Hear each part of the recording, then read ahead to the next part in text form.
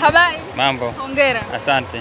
Mmetinga makundi, tuambie namna ambavyo umeiona mechi yako ama timu yako kwa siku ya leo. Ni wazi kwa mwalimu wa kutaka kuweka pressure kubwa sana kwa wachezaji kwa kuwa tushaongoza goli 3 na ndio maana umeona leo aliamua kufanya rotation kubwa ya kikosi.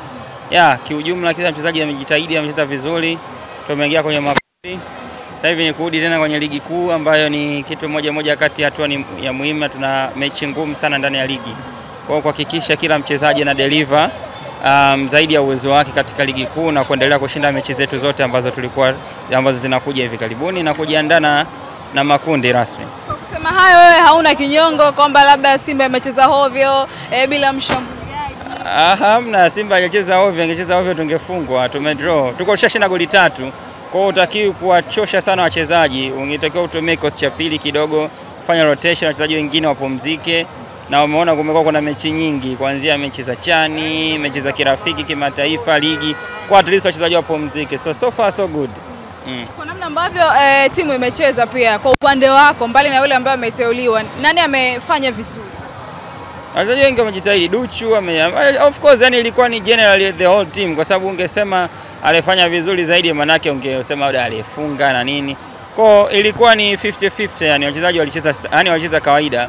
Na unaelewa kwa nini walicheza kawaida, kwa sababu tulikuwa tuna mtaji wa magoli 3. Kwa hawakuwa na hiyo lazima wa kuforce, kwa sababu tulikuwa tayari tushatangulia kwa asilimia kubwa kuingia katika makundi. Kwa hiyo haikuwa na ulazima wa kuforce sana. Ndio maana umeona wachezaji wengi walicheza average na haikuwa mbaya.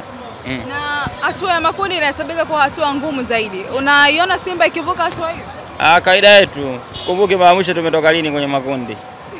Kawaida. Ni jambo la kawaida. Ni jambo la kawaida, Haijai kutokea. Neno lako meneja Pantev? Anazidi kutuonyesha kwamba kwa nini timu ilimsajili. Kwa tunasubiria tuendelee kumuona kwenye ligi. Wachezaji watakavyocheza katika viwanja tofauti, viwanja vyetu vya ligi tunavijua. Kwa hiyo ni kocha mzuri, lakini tunazidi kwenda kumwangalia. Mbali na kimataifa, naona pia mkitoboa kwenye upande wa ligi ya NBC.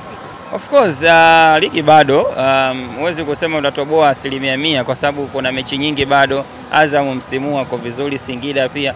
Kwa hiyo kuna level ukifika ndo kidogo unaweza ukawa na kauli, lakini kwa sasa hivi kwa kucheza na Fountain Gate bado huwezi kutoa prediction kubwa zaidi.